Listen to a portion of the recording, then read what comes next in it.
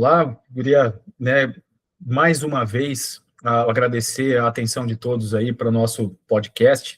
Aqui é o Surgicast da Sogimig, é uma iniciativa do Comitê de Cirurgia Ginecológica e Endoscopia Ginecológica da Sogimig, para que a gente possa trazer sempre conteúdo de qualidade, tanto para pacientes como para os colegas ginecologistas, em nome da nossa sociedade aqui de Minas Gerais. E hoje, eu tenho a satisfação aqui de convidar a doutora Mariana Tzzi Lindorfer. Ela é uma colega daqui de Uberlândia mesmo, Uberlândia participando, ativamente aí das atividades todas dentro da Sogimig, e eu vou puxar aqui o currículo dela, deixa eu puxar o chat aqui. Então, a Mariana, ela fez residência aqui pelo HC da Universidade Federal de Uberlândia, tem o título de especialista da Febrasgo, de ginecologia e obstetrícia, e é fellow do CEAGIC em Curitiba, Mari, de cirurgia ginecológica minimamente invasiva do centro do CEAGIC em Curitiba. Mariana, muito obrigado por estar presente aqui comigo. Meu nome é Rodrigo Manieri Rocha, sou médico ginecologista também, e estou como presidente do Comitê de Cirurgia Ginecológica e Endoscopia Ginecológica da Sogimig, tá? E fica à vontade para falar, tá, Mari? Fica bem à vontade mesmo. E o nosso tema de hoje é a respeito de cuidados pré- e pós-operatórios, que é uma coisa bastante frequente da gente encontrar tanto no consultório, do dia a dia de quem opera, e gera muita confusão e tem muita opinião diferente, Então, os pacientes, eles ficam com bastante dúvidas mesmo, Então, fica à vontade, tá, Mari? Pode ficar à vontade para se apresentar também e dizer as suas palavras iniciais aí.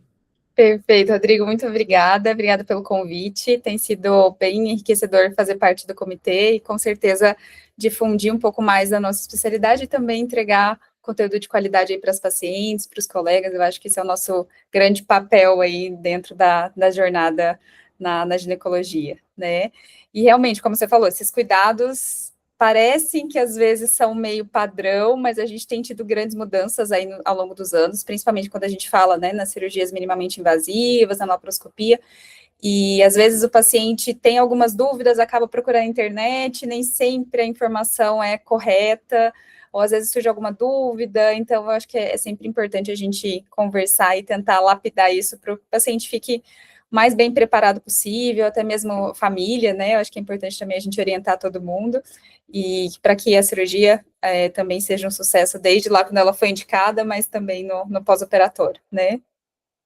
Perfeito, perfeito. E assim, a gente vai dar segmento aqui no nosso formato, em termos do nosso podcast, a gente vai começar a contar a história dos pacientes mesmo, que é o que a gente encontra no dia a dia do consultório, E para a gente poder ir puxando esses assuntos, tá? Então, essa nossa primeira paciente aqui é a Marina, ela tem 32 anos, ela é professora, e ela foi diagnosticada com endometriose aí de alto volume, tem bastante volume de endometriose na pelve, e dentro do plano de tratamento dela foi indicada a cirurgia, só que a Marina, ela chegou no consultório, algumas semanas antes da cirurgia, cheia de dúvidas, e uma lista enorme, de coisas que ela precisava perguntar, e aí ela falou, já começou a soltar tudo aquilo, então, eu preciso fazer detox antes da cirurgia, ajuda, fazer detox ajuda na cicatrização, fica melhor a cicatrização, mesmo desinflama, dieta alcalina faz diferença?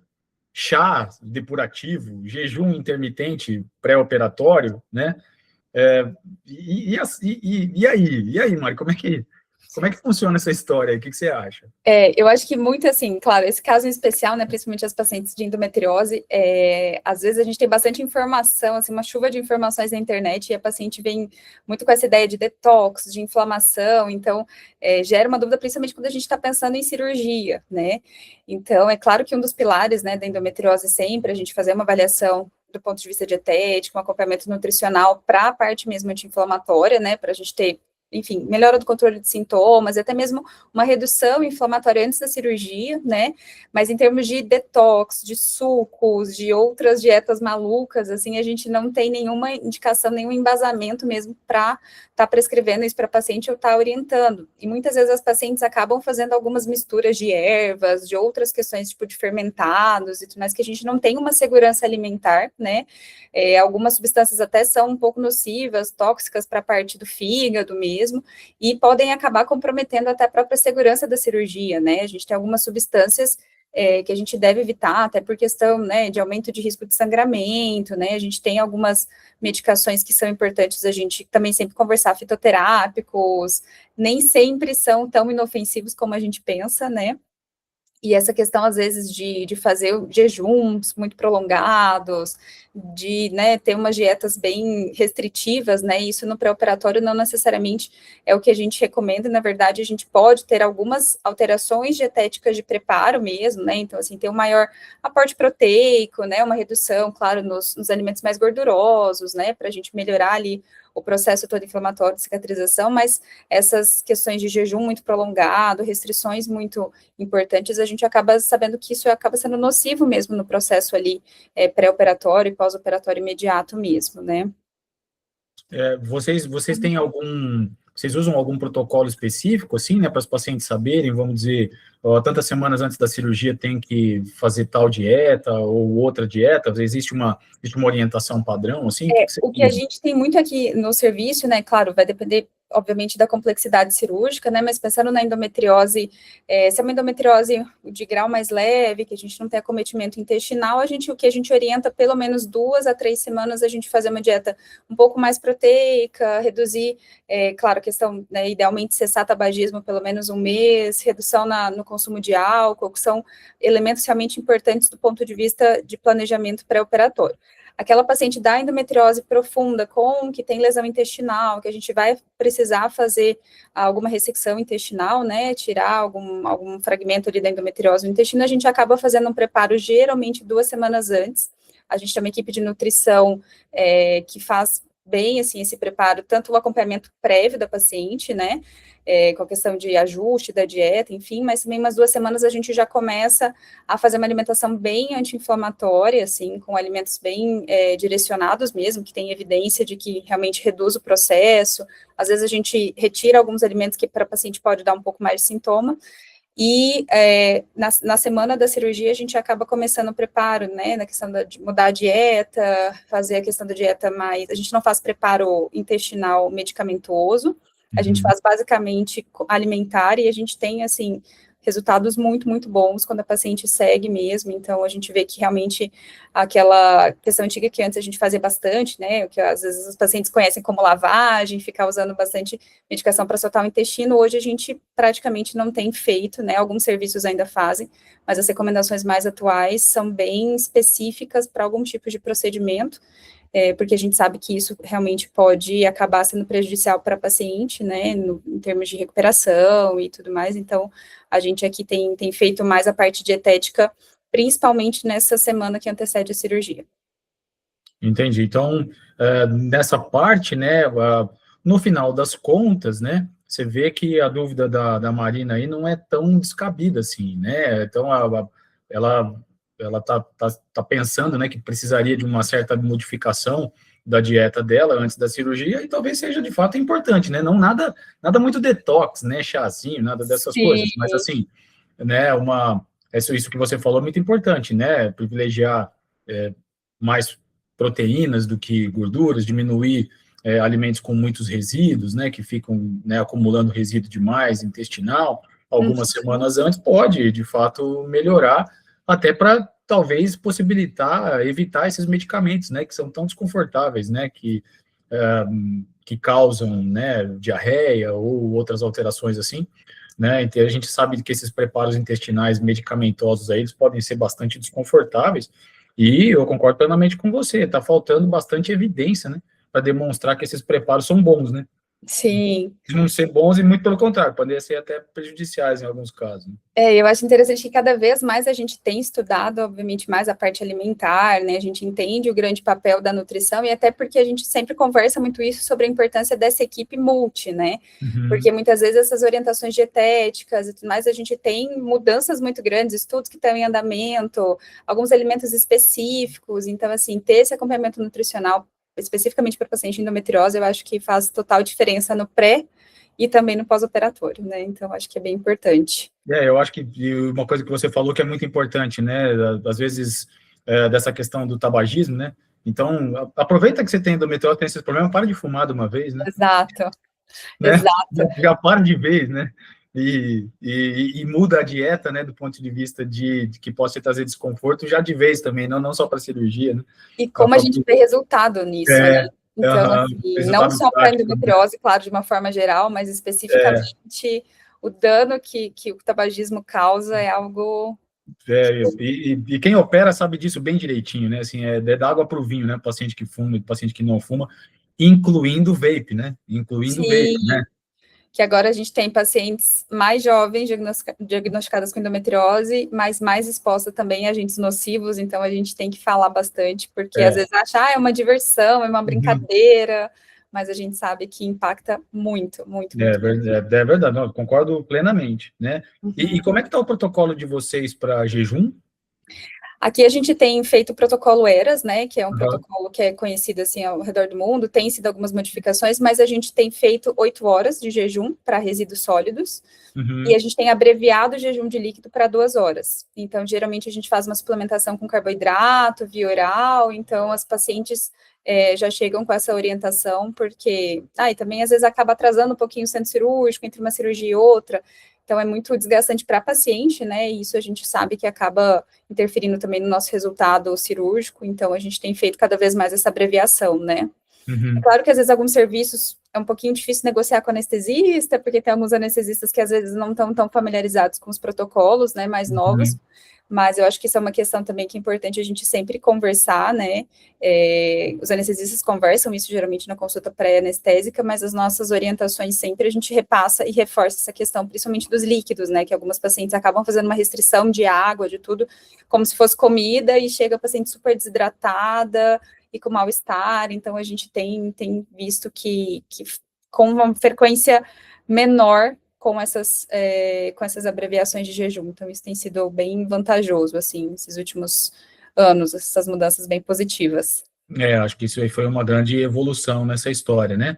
E outra coisa em termos de medicamento, né? Como é que vocês têm orientado aí, né, o uso dos análogos de GLP-1, né? Porque agora, né, a quantidade de mulheres que estão usando isso daí é muito grande, né? Muito. E a gente sabe que eles interferem no tempo de esvaziamento gástrico, tem algumas alterações significativas aí. Como é que tem sido o padrão aí para vocês? Primeiro, na verdade, a gente tem conversado bastante com as pacientes e perguntado ativamente, né? Porque é muito comum, às vezes, a gente perguntar, né, durante... Isso acontece não só com as canetas emagrecedoras, mas de uma forma geral, com vários medicamentos. Algum problema de saúde? Não. Alguma medicação contínua? Eu tomo um para pressão, mas está controlado. Então, assim, o que a gente sempre conversa com o paciente é assim, tudo que você tome, seja suplemento, seja medicação que começou recente, seja medicação espaçada, que você faz a cada um mês, uma semana, sempre converse com o seu médico, porque às vezes pode mudar, né, a conduta, a suspensão e tudo mais. Aqui a gente tem pedido 21 dias de suspensão das medicações, das canetas emagrecedoras. Alguns anestesistas têm falado em abreviar para 7, principalmente a semaglutida, né, que ela tem só um inibidor, mas o Mounjaro, que inibe um pouquinho mais, eles têm pedido geralmente 21 dias de suspensão para a cirurgia, né, como são cirurgias eletivas, a gente sempre tem essa orientação mesmo, acaba seguindo essa recomendação da anestésio. Eles também estão um pouco, assim, estudando um pouco sobre isso, né, se eles conseguiriam abreviar esse período ou não, mas a recomendação que a maioria tem usado aqui são 21 dias de suspensão.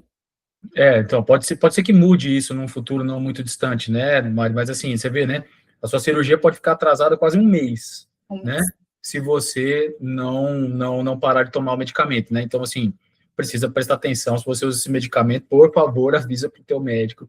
E a gente já teve casos de pacientes que, assim, a gente teve que cancelar a cirurgia no pré-dia da internação mesmo. A paciente chegou, o anestesista sempre confirma, né, as medicações e tudo mais, e aí a paciente soltou, eu fiz semaglutida ontem. Daí o anestesista falou, cancelado. Muito, então, é um estresse, porque, claro, a paciente se planeja ali, enfim, às vezes tira férias, se organiza com a família, e assim, né, é complicado, assim, a gente remanejar tudo num tempo hábil para a paciente, né. Eu concordo plenamente. Então, assim, nunca deixe de avisar sobre esse tipo de coisa, e eu estou falando de propósito mesmo, porque é uma coisa que, infelizmente, né, acaba acontecendo no dia a dia da gente. Você vai, né, e para você, né, mulher aí que tem esse tipo de alteração e precisa de cirurgia, você vai acabar atrasando sua cirurgia, causando um transtorno danado na sua vida, por causa do medicamento que era só ter suspendido antes, né? Exato. E depilação, precisa fazer depilação? Porque as mulheres aqui no Brasil são, né, assim, paranoicas com a depilação, né? E aí, precisa fazer, tem que fazer, não pode, como é que é? A gente vê muito isso no consultório, até nas nossas consultas pré-operatórias, enfim, de rotinas ginecológicas, os pacientes às vezes se desculpam, né? Tipo, doutora, eu não estava esperando, ou aconteceu. E assim, eu sempre converso muito com elas, eu falo, olha, vou ser muito sincera com você, a última coisa que o ginecologista vai reparar é isso, a gente está vendo a sua saúde como um todo e não é um problema, tá? Hoje, o que a gente sempre conversa com as pacientes, a gente tem orientado, né, as recomendações evitam que você faça depilação, principalmente no período ali muito perto da cirurgia, de anterior e tudo mais, porque a gente pode ter algumas complicações locais, né? Então, às vezes a paciente faz, por exemplo, uma depilação com cera e acaba tendo um pelo encravado, uma infecção local. Isso vai fazer também com que a gente não consiga realizar o procedimento, porque tem uma infecção em vigência, ou às vezes a paciente faz cortes ali, microfissuras, né, com lâmina e tudo mais, isso pode acabar também aumentando o risco infeccioso. Então, de uma certa forma, a nossa recomendação é não fazer depilação, tá? Claro, se a paciente às vezes se incomodar com pelo, pode aparar com tesoura e tudo mais, e se a gente tiver alguma necessidade, por exemplo, tinha um pelo bem no local onde a gente vai fazer a incisão, né, dependendo do procedimento, daí a gente faz no momento com o material adequado ali pela equipe, mas essa depilação antes a gente não recomenda de rotina, porque a gente sabe que isso pode aumentar a chance infecciosa, principalmente, né. Uhum. Então, assim, dessa parte pré-operatória, né, a gente pode perceber que não é nada muito complicado, né, você vê que são orientações um tanto quanto simples, né, e eu acho que talvez a mensagem que fica, né, e você reforçou bem essas coisas, né, Mari, assim, essa questão metabólica do paciente já tem que estar boa antes, né, já tem que estar boa bem antes. Então, se você tem qualquer desses tipos de doença, né, que já são mais inflamatórias, né, pensando em qualquer uma delas, tá, desde outras doenças inflamatórias intestinais, aí que sejam não ginecológicas, né, reumatismos e outros problemas, né, relacionados a isso, e câncer, inclusive, né, você manter, né, a sua situação metabólica normal é muito importante, né, então ajustar a tua dieta, fazer atividade física, parar com a cigarro e álcool, né, essas coisas todas vão te ajudar, independente, e vão te preparar melhor para a cirurgia. A tua cirurgia vai ter uma qualidade melhor se você estiver nesse cenário, né? Então, assim, prestar muita atenção nisso mesmo. Sim, sem dúvidas. Eu sempre falo muito com as pacientes que é um investimento, na verdade, né? Um compromisso que você deve ter com você mesmo, né? A cirurgia, claro, tem um papel fundamental, né? A gente realmente modifica a qualidade de vida, né? Às vezes a paciente que tem um sangramento ali, que precisa retirar o útero, ou a paciente de endometriose, a gente sabe que muitas vezes a conduta cirúrgica é a mais adequada, mas ela não é independente de todo o outro esforço também do paciente. Eu sempre falo que a gente anda junto, né? O médico tem um papel fundamental, claro, na parte cirúrgica, mas também toda essa consciência, né, da doença, da patologia, do que é endometriose, principalmente do processo inflamatório. Quando você entende todos os mecanismos, você consegue entender a importância do paciente também nas tomadas de decisões, né? Então, eu acho que isso é muito importante até para o paciente se conscientizar. E a gente vê claramente no consultório, aquela paciente que fala assim, doutora, mudou minha vida, a dieta e atividade física, minha qualidade, tipo assim, eu tomava remédio para dor todos os dias, hoje eu não tomo mais nada, né? Então, assim, a gente vê que realmente, além da cirurgia, essa consciência mesmo de eu preciso cuidar da minha saúde a longo prazo é importantíssimo em qualquer especialidade, né? Mas principalmente na ginecologia, quando a gente fala em especial da endometriose, né? Então, e não sei se você concorda, né, mas assim, essas cirurgias, né, que a gente precisa fazer, numa boa parte das vezes, elas não são tão urgentes assim, né? Então, se você tiver que fazer uma cirurgia ou de mioma, ou de endometriose, né, que não tem suspeita de ter câncer, nada disso, será que atrasar a cirurgia 6 meses, né, para você dar uma melhorada na tua condição física, não pode ser uma ideia interessante? Às vezes né? Então, você não está atrasando, você está otimizando, né? E a gente continua, né? Eu continuo acreditando, pelo menos, né, Mari, no one-shot surgery, né? Assim, ou seja, operar uma vez e operar de vez, né? Exato. E então, às vezes vale a pena, né? Você investir nisso. Então, do paciente investir alguns meses, né, para melhorar a condição do organismo para operar, né? O que você acha disso, assim, como pré-operatório mais estendido, né?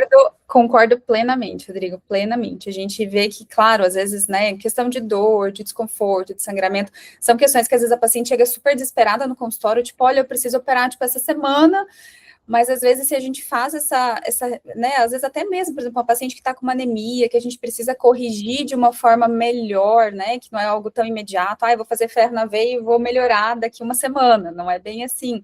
Então, você entrar numa cirurgia com uma condição inflamatória, com uma questão, às vezes, até mesmo uma deficiência nutricional, né, tanto a questão da obesidade, como às vezes paciente com déficit mesmo proteico, calórico, né, paciente às vezes que né, muito magra, muito, também, às vezes, isso pode comprometer o sucesso da cirurgia mesmo, então, às vezes, fazer uma cirurgia incompleta, né, também é outro fator, assim, eu acho que uma coisa que a gente sempre busca, sempre conversar com o paciente, é explicar também bastante sobre a cirurgia, sobre a importância de você estar com um especialista, né, porque eu acho que a gente vive, às vezes, um período um pouco complicado de muitos especialistas que não são especialistas, então, algumas pacientes vêm ao consultório sem a orientação adequada, ou pacientes que fizeram várias cirurgias, e às vezes vem até desanimada mesmo com o planejamento cirúrgico, porque fala, nossa, eu já fui operada 2, 3 vezes, e ninguém resolve meu problema, a endometriose volta, então, assim, volta, então, é uma questão difícil, assim,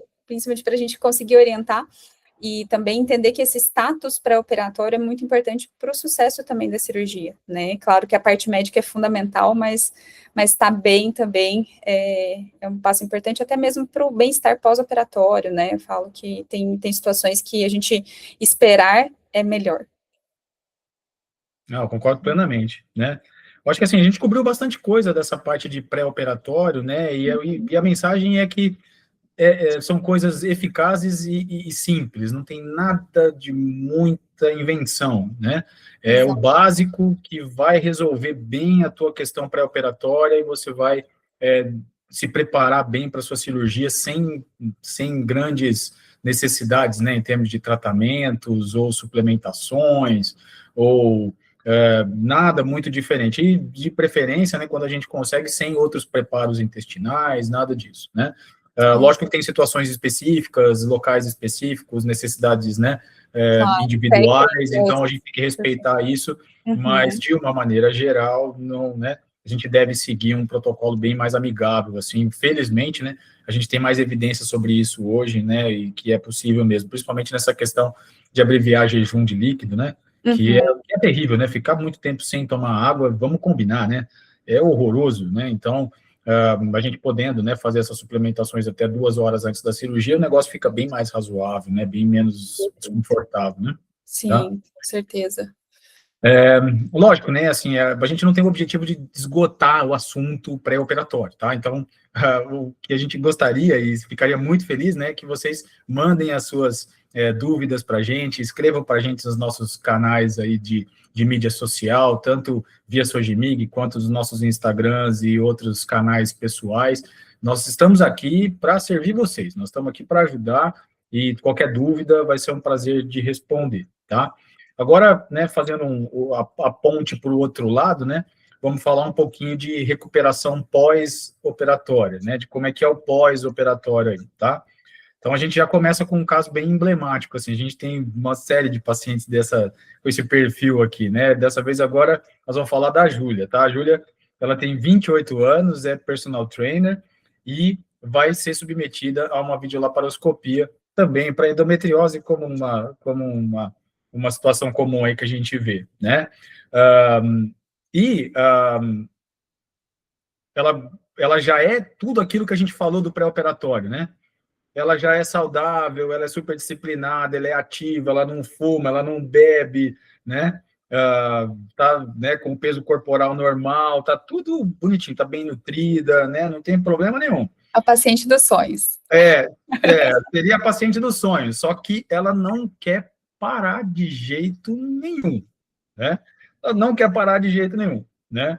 E logo depois da cirurgia, ela já estava querendo andar, já estava caminhando uns 5 quilômetros seguidos, né?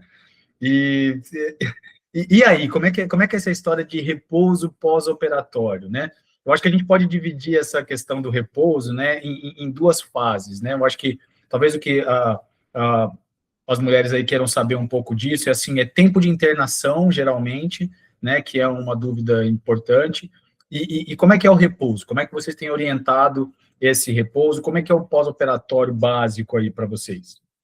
Perfeito, Rodrigo. E eu acho que isso é uma mudança grande agora, né, com a cirurgia minimamente invasiva. Acho que é uma grande conquista, na verdade, quando a gente sempre fala sobre isso, enfim, nos congressos, nas conversas, justamente nessa perspectiva de alta, né? A gente fala bastante de alta precoce, que é uma das nossas grandes defesas e vantagens aí da laparoscopia, ou da robótica, enfim, da via minimamente invasiva, porque, assim, cirurgias de média complexidade ou de pequena complexidade, a gente, em alguns, né, dependendo, claro, do serviço, enfim, dos protocolos, até mesmo questão de tempo mínimo de internação, mas a gente conseguiria, por exemplo, operar a paciente de manhã e final da tarde liberar ela para casa tranquilamente, essa paciente que está caminhando, conseguiu fazer xixi espontaneamente, conseguiu se alimentar, tá tudo bem, a gente conseguiria que ela fosse para casa mesmo no mesmo dia da cirurgia. Cirurgias, claro, com grau de complexidade um pouco maior, em que a gente teve, né, por exemplo, às vezes até as ressecções intestinais, né, que são cirurgias de um grau de complexidade maior, ou cirurgias de mais alta complexidade, a gente geralmente tende a deixar a paciente de um dia para o outro no hospital. Então, às vezes a paciente opera num dia de manhã, no outro dia, em 24 horas, a gente faz uma avaliação, a paciente caminhou pouco, não está tolerando muito a dieta que está prescrita, né, de acordo com o caso, às vezes a gente mantém, mas geralmente em até 24 horas a gente tenta liberar as pacientes se não teve, obviamente, nenhuma intercorrência, nenhum problema em relação a isso, né. E aí a gente tem na verdade, a gente tem geralmente um extremo, ou aquela paciente que é super receosa de fazer tudo, e às vezes fica receosa de levantar da cama, de fazer xixi sozinha, de tomar banho, e aí você chega no leito, a paciente está prostrada, assim, não fez nada, nem tomou água, estava esperando você passar. Então, às vezes, isso eu acho que faz também parte do pré-operatório. Eu acho que essa conversa com a paciente de, olha, essa é a sua cirurgia, a gente espera que o resultado, né, de pós-operatório de dor seja esse, você vai chegar no quarto, você vai levantar, vai caminhar, sempre, claro, com auxílio, né, lembrando que ela fez um procedimento. E também eu acho que é muito importante a gente treinar a equipe do hospital que a gente trabalha, né, porque às vezes a equipe não está tão habituada, então acaba segurando também o paciente, ou orientar o familiar também, que às vezes está ali, né, e vai nos ajudar muito. Então, olha, assim que chegar no quarto, tá bem acordadinha, levanta, senta um pouquinho na cama, caminha no corredor, deu vontade de fazer xixi, pode levar no banheiro, não tem problema, quer tomar banho, pode tomar banho. E aí, por outro lado, a gente tem aquela paciente que às vezes acorda da anestesia super bem, já quer sair correndo, né? Tipo, correr uma maratona, porque fala, tô sem dor, tô sem nada, tô ótima, que é o caso da paciente em questão, né? Tem que tomar cuidado um pouquinho com a robótica, tem alguns procedimentos um pouco mais simples, que depois da robótica é assim, né? Não tem tanta dor no portal, né, da onde a gente faz os furinhos ali na barriga, aí a pessoa se sente confortável e tem que tomar um pouco de cuidado. Exato, e hoje a gente tem feito cada vez mais medidas para que seja um pós-operatório tranquilo, né? Então, assim, a tendência é realmente não sentir uma dor intensa nos primeiros dias da cirurgia, né? Então, principalmente aquele pós-operatório imediato. Então, às vezes é difícil a gente segurar a paciente, né? Às vezes a paciente manda mensagem tipo, doutora, eu tô ótima, já posso ir? Tipo, tá tudo certo. Então, assim, de uma forma geral, o que a gente sempre recomenda, assim, é caminhar precocemente. Então, assim, passou o efeito da anestesia, procure andar, seja no corredor, né? Claro, não vai andar o hospital inteiro, não vai subir escada, mas assim, ande o corredor, isso vai ajudar muito na questão de mobilização precoce da parte intestinal, né? Que é uma queixa muito comum, às vezes a paciente fica mais constipada naquela primeira semana. Então, é uma coisa que eu sempre recomendo, assim, olha, caminhe, não fique parada, né? Além da gente aumentar risco, claro, de trombose ou outras complicações por ficar, né, sem mobilizar nada. Eu gosto bastante da paciente, orientar a paciente a mascar chiclete, eu vejo que na prática ajuda bastante nessa questão do funcionamento intestinal, então às vezes a gente evita precisar usar algum laxante, coisas assim, né? A questão da hidratação acho que ajuda muito no pós-operatório, né? Melhorar a questão da urina mesmo, consegue urinar mais rápido, ajuda também no funcionamento intestinal, então acho que são questões importantes, assim. E, é claro, a gente tem que cuidar com as pacientes realmente para elas não, porque geralmente os primeiros 2 a 3 dias que eu falo que geralmente a paciente fica um pouco mais dolorida, a ferida às vezes dói um pouco, fica com um pouco mais de medo, mas parece que depois do 4º dia, sim, ela se precisar, literalmente sai correndo, elas saem tranquilo, então é importante a gente também conscientizar sobre isso, né, que o fato de... E qual que é a tua orientação para a nossa paciente aí, para a Júlia, né, porque ela já estava caminhando 5 quilômetros 2 dias depois da cirurgia, assim, quando que você orienta que essas atividades possam ser feitas, assim, no geral, né? Lógico que tem né, as mulheres devem pensar um pouquinho que tem peculiaridades, cada procedimento tem o seu detalhe, cada paciente tem o seu detalhe, mas de uma maneira geral. De uma maneira geral, assim, para pacientes, por exemplo, cirurgia de endometriose mais tranquilas, né, que a gente não precisou fazer nenhuma abordagem mais, né, de maior complexidade, eu geralmente peço para a paciente começar a voltar a fazer algumas atividades leves, assim, tipo uma caminhada mais dentro de casa, no quarteirão, ali talvez com 10 dias, tá? Às vezes dirigir é uma coisa que as pacientes perguntam bastante, então essas cirurgias mais tranquilas, eu geralmente peço para elas uns 10 a 15 dias, tem paciente que é difícil segurar, mas eu tento manter essa média.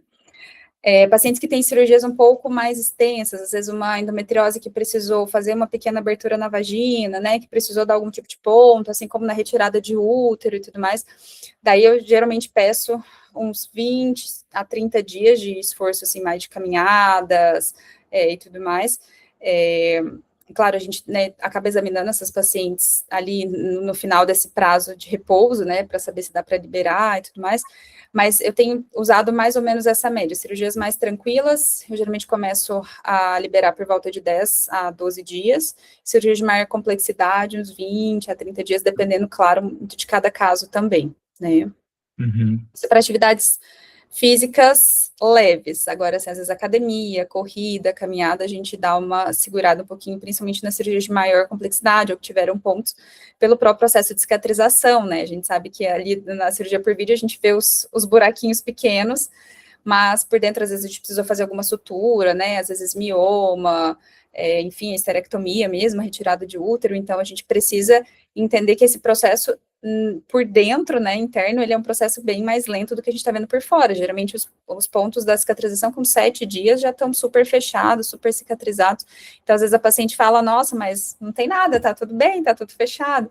E por dentro a gente ainda tem todo esse processo. Então, a depender de cada caso, eu sou mais precavida, assim, deixo ela ficar mais tranquila nas atividades.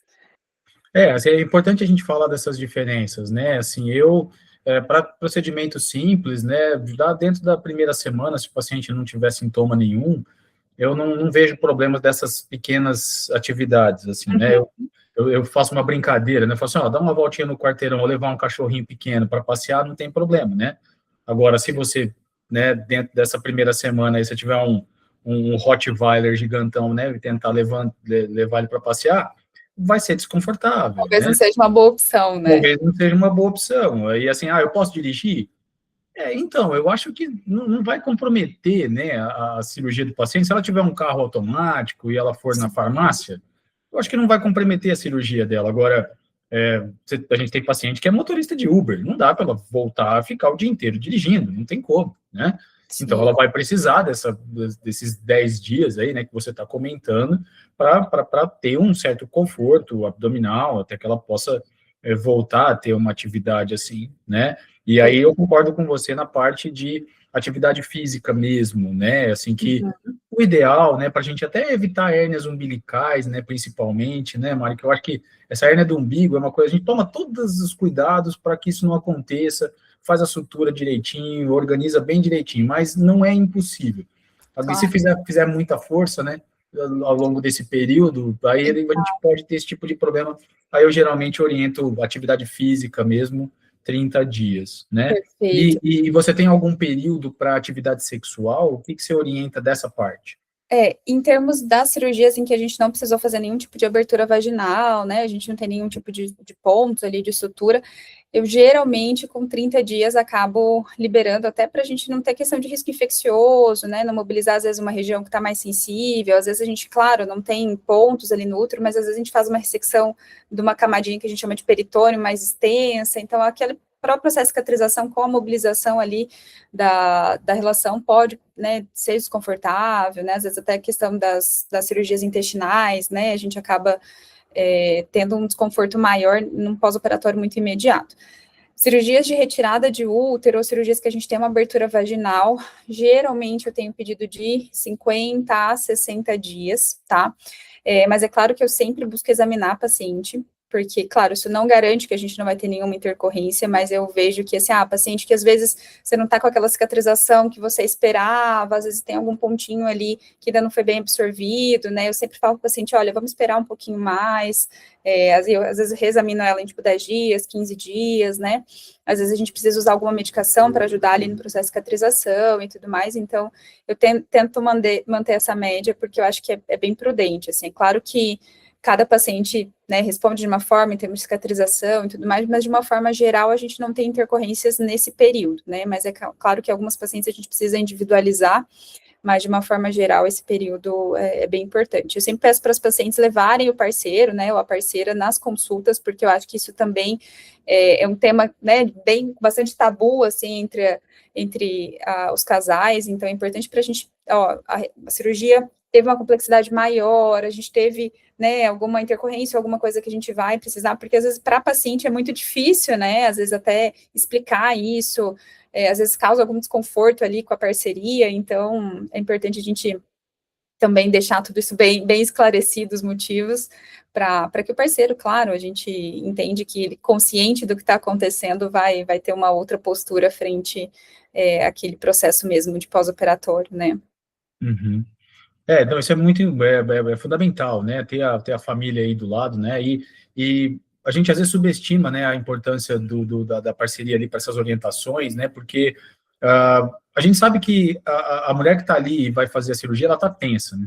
Sim. Então, uma parte das orientações a gente consegue passar bem, a outra parte a gente faz, às vezes, né, muitas vezes por escrito, eu mando muitas coisas por escrito para tentar reforçar isso um pouco, mas a pessoa que está ali do lado, ela também está escutando, e ela vai ajudar a lembrar, né, das orientações melhor, porque ela não está tão tensa quanto a própria paciente que está ali, né? Sim. Então, vai começar a compreender essas necessidades, né, porque vai entender, né, que o fato de ficar 60 dias sem ter relação não é uma rejeição, né?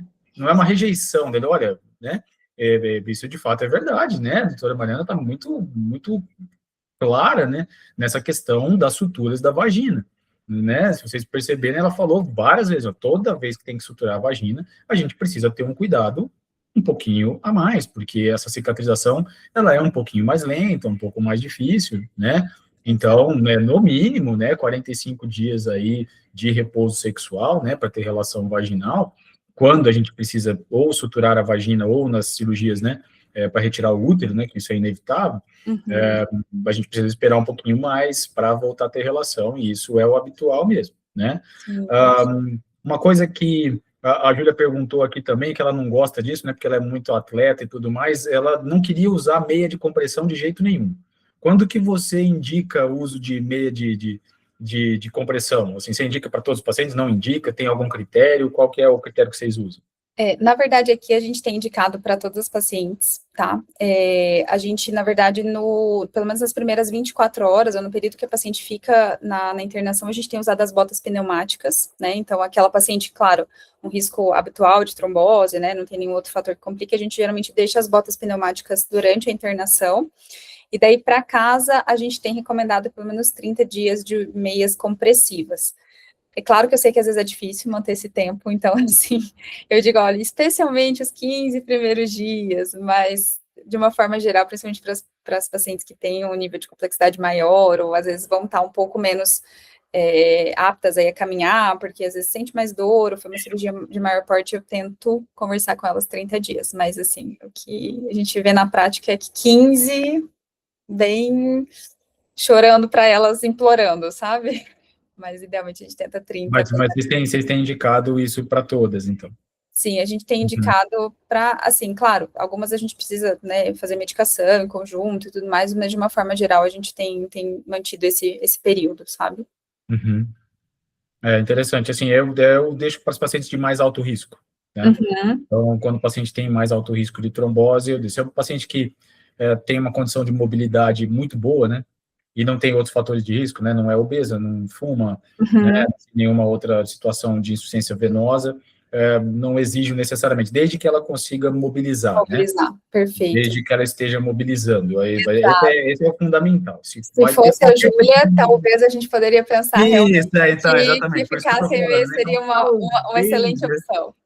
Talvez a Júlia fosse candidata, né, a essa questão, né, mas uma boa parte dos nossos pacientes vão se beneficiar, sim, e essa parte do intra, né, do intra-hospitalar, aí vamos dizer, né, tanto na questão intraoperatória como pós-operatória, né, isso faz bastante diferença no pós-operatório imediato ali, né, dentro da internação, né. Perfeito, perfeito.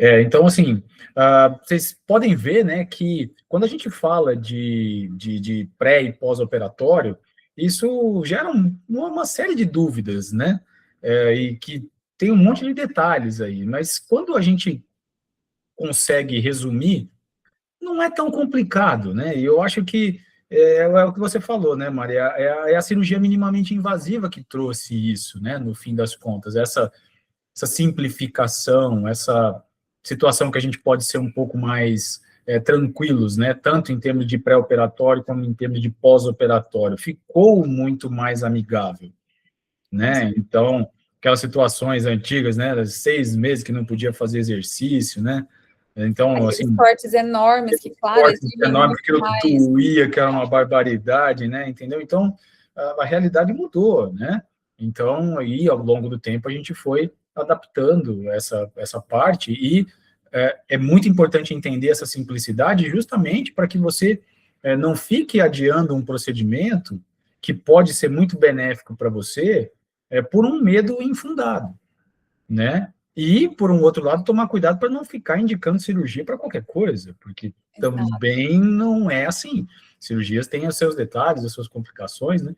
Mas é bastante importante, né, de entender essa dinâmica do pré e do pós-operatório e talvez uma recomendação para todas, né, discutam esses detalhes com o seu especialista. Né? Discuta o detalhe, está com dúvida? Discute qual que é a rotina daquele serviço onde você está sendo atendido. Né?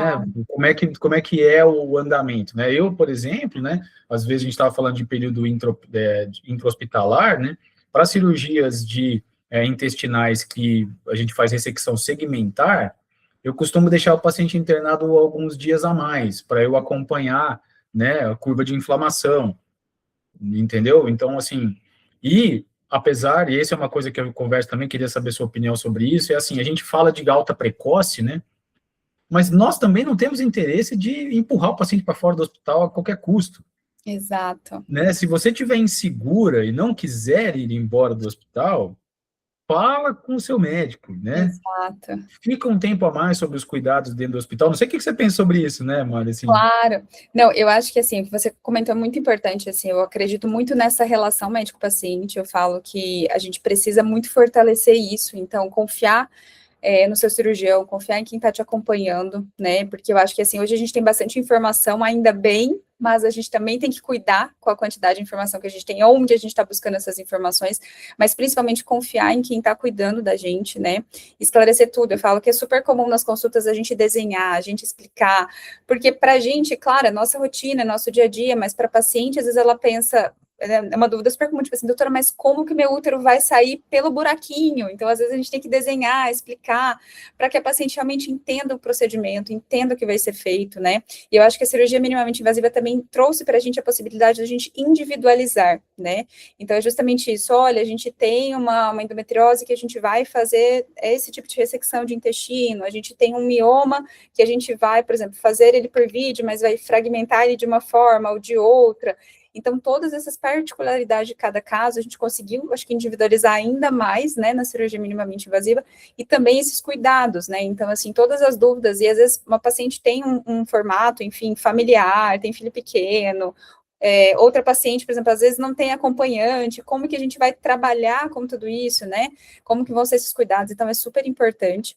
E a questão da alta precoce, a gente fala muito alta precoce, mas justamente, não é que a gente quer se livrar do paciente, ou quer, né, falo que para a gente não, a gente quer que o paciente vá para casa bem, feliz, satisfeito com a cirurgia, mas a questão da alta precoce é justamente a gente tentar fazer com que o paciente volte para a sua rotina de uma forma mais rápida, né, sem que isso cause algum tipo de risco ou algum comprometimento, né, da realização da cirurgia, do sucesso da cirurgia, mas trazendo ele para a realidade, né, da casa e tudo mais, para que ele consiga, por exemplo, ter uma dieta um pouco mais adequada, às vezes com alimentos da preferência do paciente, que a gente consiga se mobilizar mais, porque às vezes dentro do hospital, tem paciente que às vezes tem risco de infecção, fica com medo de andar, então acaba se restringindo, fica mais no quarto, né, então, a gente sabe que essa questão da alta precoce acaba ajudando muito nesse sentido, mas, claro, isso vai muito, o paciente, às vezes, demanda um cuidado diferente, ou teve alguma outra intercorrência, ou, por exemplo, apresentou muita náusea, vômito, que não está controlando com medicação,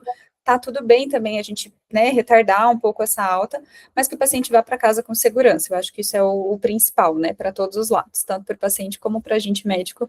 Eu acho que é o mais importante isso, ter a segurança do paciente e saber que ele tá bem cuidado, né. sem dúvida, sem dúvida.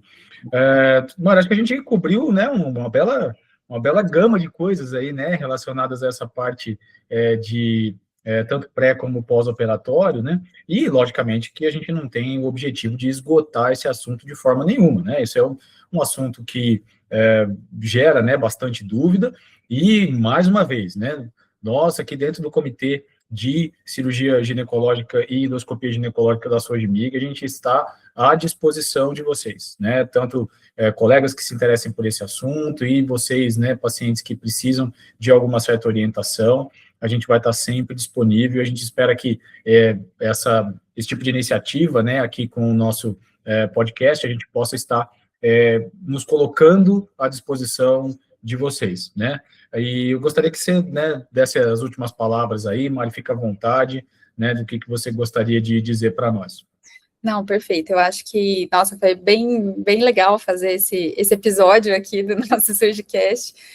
Acho que é uma boa oportunidade de a gente conversar um pouquinho, acho que também aproximar a SOGMIG, né, das pacientes, que elas saibam que a nossa equipe, né, em todas as nossas áreas, aqui a gente fala da endoscopia, mas a gente tem outras áreas também, a gente está aqui realmente para auxiliar, né, no que for necessário, conversar sobre temas que às vezes a gente não tem tanta informação de qualidade, ser um espaço bem aberto para que a paciente se sinta também acolhida, né, por todos nós ginecologistas, e acho que o mais importante aqui da nossa conversa toda é tenha um bom relacionamento com o seu cirurgião, converse bastante, tire suas dúvidas, cada paciente tem as suas peculiaridades, as suas medicações, não se esqueça de conversar sobre tudo, para a gente é super importante saber a sua história, cirurgias que já fez, medicação que está usando, né, toda a sua rotina ali, dentro né, da possibilidade de cirurgia, pós-operatório, mas também entender o procedimento que está sendo feito, se ele realmente é o melhor procedimento, né, no seu caso. Então, eu acho que isso é bem importante a gente conversar, o que você comentou, né, algumas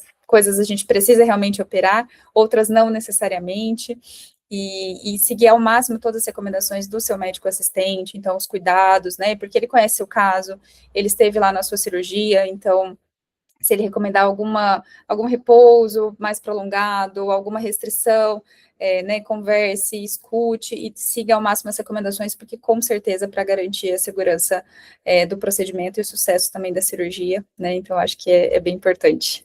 Isso. Maravilha.